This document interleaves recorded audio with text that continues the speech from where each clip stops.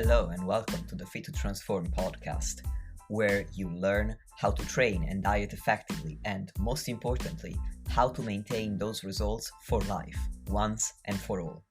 I'm Nikias Tomasiello, a transgender training and nutrition coach working online with anyone who's ready for a true lifestyle transformation, anywhere they may be in the world.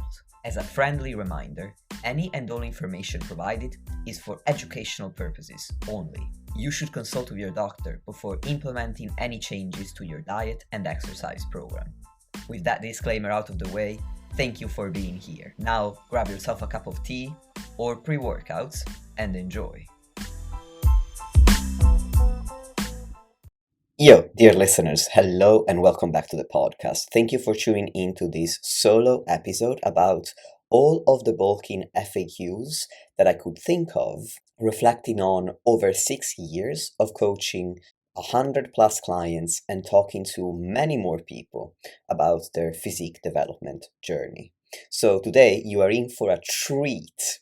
And in the next solo episode, I am going to discuss the cutting FAQs, of course. Throughout this episode, I may make some references to research, and rather than rattling off the titles and the names of the authors of the papers that I have in mind, I am going to add them in the podcast notes so that you can refer to them directly if you so wish.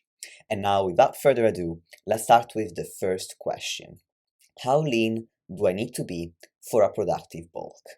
My answer is, get either as lean as you'd like to be on a regular basis when you just want to maintain your physique, or leaner than that. Because if you start bulking when you're not satisfied with how much body fat you currently carry, then gaining weight is going to feel disheartening. And if that feeling makes you decide to stop the bulk too early, you won't have put on much muscle, because muscle growth, even in a surplus, takes several months of serious commitment. For health-related reasons, I'd also recommend getting lean enough that your physique pictures, your waist to hip ratio, and or your BMI, all combined, suggest that you are no longer at risk of the many health complications that are associated with excess body fat. So if you carry a lot of fat around your abdomen, especially, if you're still considered overweight or having obesity according to the BMI, and your waist to hip ratio is greater than 0.9 if you're AMAB or assigned male at birth, and 0.85 if you're AFAB or assigned female at birth, I'd keep cutting until your overall body fat level, and especially your abdominal fat, decreases within a healthier range. Importantly, being leaner doesn't seem to make you grow more muscle than fat compared to being less lean. This was an old school of thought in the fitness community, but it has since been largely debunked. And I actually talked about this with Dr. Eric Trexler in episode 116, How Fat Loss Impacts Muscle Growth. So that's episode 116. Question number 2. Can I bulk without putting on fat? The answer is yes and no. In most cases, if you are in a calorie surplus and you are gaining scale weight, you're going to put on both muscle and fat. But with the right approach, cough cough mine, you can maximize muscle growth and minimize fat loss. Having said that, you can gain muscle without fat if you stay at maintenance calories, because, by definition, you will maintain roughly the same amount of body fat. But what about muscle? Training is the main trigger for muscle growth, not your diet. So as long as you're lifting regularly and as long as you're training regularly and following a hypertrophy specific program, which is the best in order to maximize muscle growth, then you will build muscle at maintenance calories. However, this is going to happen at a slower rate than if you were in a surplus. In some cases, even at maintenance calories, you may be gaining scale weight, but your pictures won't show much, if any, fat gain. This is one flavor of body recomposition, whereby your muscle mass is increasing, but your fat mass stays the same. You can learn more about the different types of body recomposition and how to achieve it by tuning into a podcast interview I recorded with Christopher Barakat, a professional bodybuilder and researcher. And this was episode 80, What You Need to Know About Body Recomposition. Again, this was episode 80. Question number 3. How many calories should I eat? Old school bodybuilders used to recommend 500 to 1000 plus calories above maintenance, but more recent evidence suggests that smaller surpluses are likely better. According to this research I'm referring to, you cannot force feed muscle growth. Above a certain caloric threshold, any additional calories don't seem to accelerate muscle gain, only fat gain. However, I don't believe in giving you a blanket recommendation on how many calories to consume exactly, because this number depends on a number of factors, such as your training experience, how lean you are to start with, and your training quality and quantity. In my experience, the best surplus for you facilitates progressive overload and recovery, leads to visible physique changes over time with minimal fat accumulation, and is specific not only to the factors I've just mentioned, but also to your personal preference. As a rule of thumb, I would start by adding 5 to 10% extra calories above maintenance and then adjust from there. Question number 4. What should my macros look like? Let's start with protein. Protein is based on body mass, or if we want to be very nitpicky, it's based on lean body mass rather than total caloric intake. So your target isn't going to change in a surplus compared to a deficit or maintenance calories. If you want, you can eat more protein than this target, assuming that you have no pre-existing kidney conditions and or assuming that your doctor hasn't advised against eating more protein. So now we move on to the million-dollar question. Should you increase carbs or fats to fill up your remaining calories? Given that they're primary fuel for resistance training, I would prioritize carbs. If your dietary fats are already 20 to 25% of your maintenance calorie intake, or rather make up 20 to 25% of your maintenance calorie intake, or they're around 0.5 to 1.5 grams per kilogram of body mass per day, then they're likely in a good spot to promote your health. And increasing them much beyond this amount would not promote any additional muscle growth. Whereas increasing carbs might, because you would have plenty of glycogen available for training and post-training recovery. Having said that, research seems to suggest that 3 to 5 grams of carbohydrate per kilogram of body mass per day may be enough to support performance when training once a day. Since this amount of carbs is relatively easy to achieve for most people at maintenance calories, it doesn't seem like increasing carbs further would be any more beneficial for performance. Another theoretical reason to prioritize carbs over fats rests on the differences in how these two nutrients are typically stored. In a surplus, excess carbs are stored first as glycogen for future use, and then as body fat if all the body's glycogen storage sites become full. Excess dietary fats, on the other hand, are only stored as body fat. So the theory is that by having more carbs than fats in a surplus, you may slow down the rate of fat gain, compared to if you were to have more fats than carbs. But it's very important for me to stress that there is no research I'm currently aware of to prove this, which means that it could be right or wrong. At this moment in time, it's speculation. Therefore, these two benefits I have mentioned are theoretical at best. Even so, I would personally go with the best theoretical option, because why wouldn't you edge your bets towards getting the best results possible, right? Question number 5. What are the best bulking foods? In general, the core principles of an effective bulking diet are the same as any other kind of diet. You want enough fiber, fruit and vegetables, lean protein, and the right amount of starchy carbs and dietary fats. And finally, a reasonable amount of highly processed, high calorie, and highly palatable food, like ice cream, cookies, and the like, can also find their place in this kind of diet. The difference in a bulking phase is that you have a larger calorie budget. So once you've hit all of your basic nutritional requirements, you're going to have more room to include extra food than if you were in a deficit or at maintenance.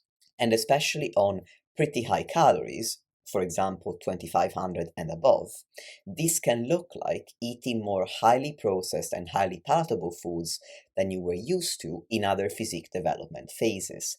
So, fair warning, it can sometimes feel like you're doing something wrong, in quotation marks, because these foods are usually bashed by society at large and the fitness community specifically as well. Beyond these nutritional basics, you may need to be more strategic with your food choices if you're struggling to eat enough. In this case, more calorie dense, less filling options will make it easier to hit your calorie target. For example, you would want to choose bagels over potatoes, higher calorie fruit like mangoes and bananas instead of lower calorie vegetables like lettuce and tomatoes. You'd want to go for calorie containing beverages and creamier foods instead of crunchier textures, because in research, crunchier textures appear to be linked to greater satiety. And you want to go for more calorie dense options like nut butters, salmon, dates, and highly palatable and highly processed foods. In addition to that, you want to be mindful of fiber consumption, because too much could give you digestive distress, such as bloating, gas, and a general feeling of excessive fullness. If you want to learn more about the research on food, satiation, and satiety, which are two different concepts, although quite similar, you want to check out my interview with Calvin Scheller, The Evidence-Based Approach to Managing Your Appetite.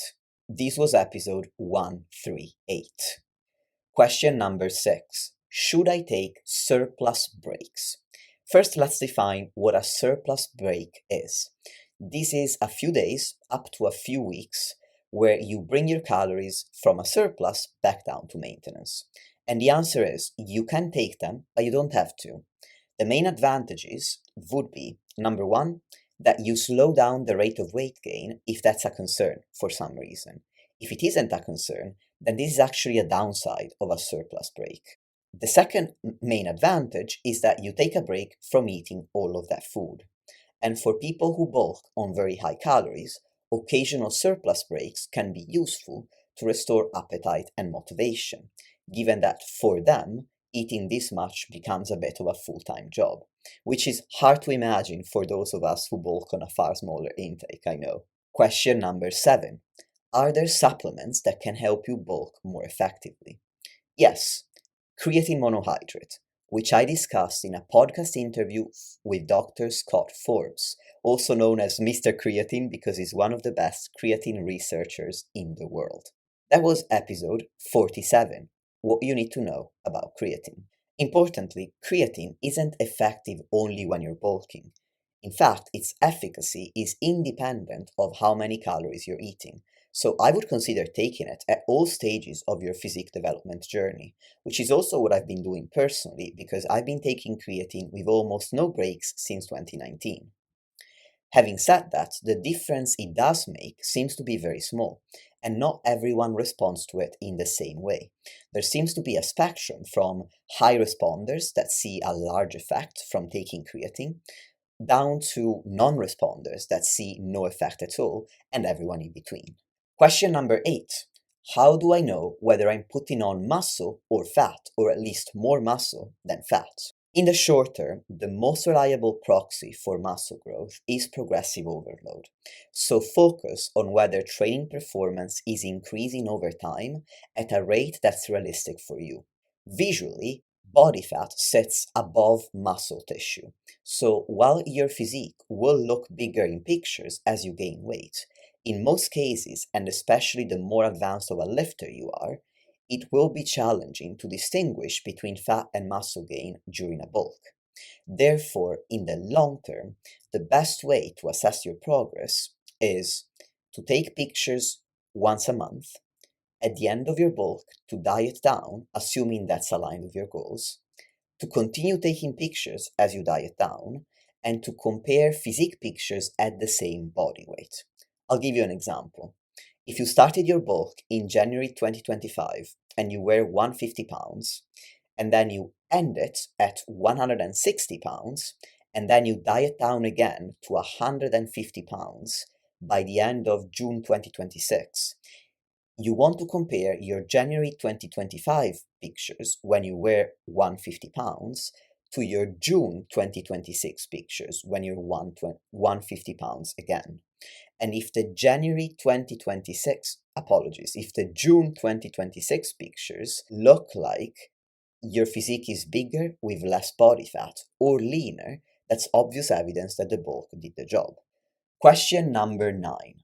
What should my training look like? Much like with diets, the core principles of an effective training program for bulking are no different from those that you would apply in other phases. However, if fat loss is your priority, then your training is less important than your diet. Moreover, you may not be able to progress and recover as well in a deficit as you can in a surplus. Importantly, this is especially true the leaner you are, the longer you've trained for, the more aggressive the deficit is, and the longer you diet for. For example, if you have obesity and you're a complete newbie, you start training as part of your fat loss journey, you don't have to worry about recovery because you have plenty of stored fat to give you energy to train, and you're also going to see excellent gains because you're a newbie, while you're also losing fat for a pretty long time. On the other hand, if you've been cutting and bulking successfully for at least 2 to 3 years or more, and you always maintain a healthy level of body fat even at your peak bulking weight, then you are more likely to experience these detrimental effects of a deficit. For these reasons, your fat loss program is usually going to involve less total work, meaning less volume and intensity, than your bulking program, scaled to the size of the actual deficit. In other words, the greater and more aggressive the deficit, the less training you're likely to do. On the other hand, if the priority is muscle growth, training becomes more important than your diet. In addition, you have the energy to recover from and make progress with a greater volume and intensity of work. As an example, let's say that you're running a protein-sparing modified fast for 2 weeks to lose fat. As the name suggests, this is a very aggressive diet that comprises lean protein, vegetables, and essential fatty acids, and pretty much nothing else in most iterations of it. In this case, you may be training 2 to 3 times per week at most, with a couple of hard sets per body part. This is to ensure that you can lose fat at the fastest rate while maintaining the majority, if not all, of your muscle mass in this really aggressive deficit. Now let's say that you're the same person and you're in a 10% surplus. This gives you plenty of carbs and overall energy to perform. So in this situation, you may be training 4 to 5 days per week with several exercises and several sets per exercise for each body part. So while the core principles of training don't change, the details usually do. Question number 10, which is also the final question. When should I stop bulking? And there are 4 scenarios in which I would consider ending a bulk or putting it on hold. Scenario number 1. When you start bulking, you accept that in order to gain muscle, some fat accumulation is inevitable. And at this point, the trade-off is worth it to you. At some point in your bulking phase, the trade-off may no longer be worth it to you.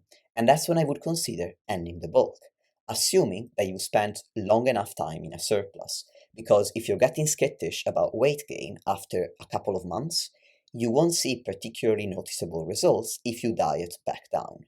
To give you some perspective on this, with my strategic approach to bulking, my clients spend between 4 months and over a year in an average surplus, so that we have plenty of time to grow. And if you want to learn more about this method of mine, then listen to episodes 139 and 140, a comprehensive guide to bulking. The first one is episode 139 or 139. Scenario number 2. You want to end a bulk before your body fat level, and especially abdominal fat, begins to pose a significant risk to your health, as I discussed earlier. Scenario number 3 is you want to stop bulking before you gain so much weight that the sheer duration of the subsequent fat loss phase required to lose it makes you want to cry a little. And you can estimate how long fat loss is likely going to take, assuming that you're going to lose 0.5 to 1% of your body weight per week, which is the range that I generally shoot for with most clients.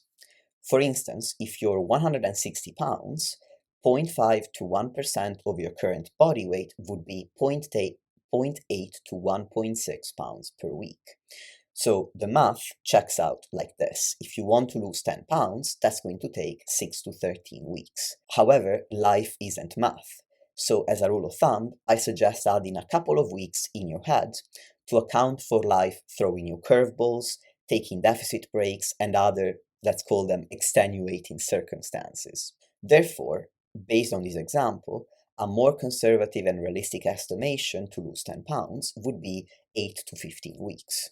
Scenario number 4, which is the final one, is that I would put the bulk on hold when your life circumstances change so drastically that you can't train for a while and or your sleep goes to shit. For example, this can happen if you move house, you get a new job, you get a pet, you have a baby, you get injured or seriously ill. If you can't train, you can't trigger muscle growth, and if you can't sleep, you can't recover properly. So you want to wait until you're in a more stable place before going back into a surplus. And that's a wrap for my bulking FAQs.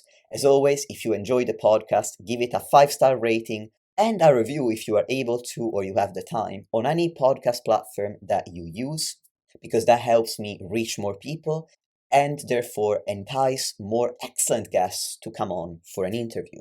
And if you want to work with me, hit the link to my application form in the show notes, because I am taking clients at the moment for online coaching. And when you click on the application form, the form also contains plenty of information on what the service looks like and what the prices are. Thank you for listening, and I will talk to you next time.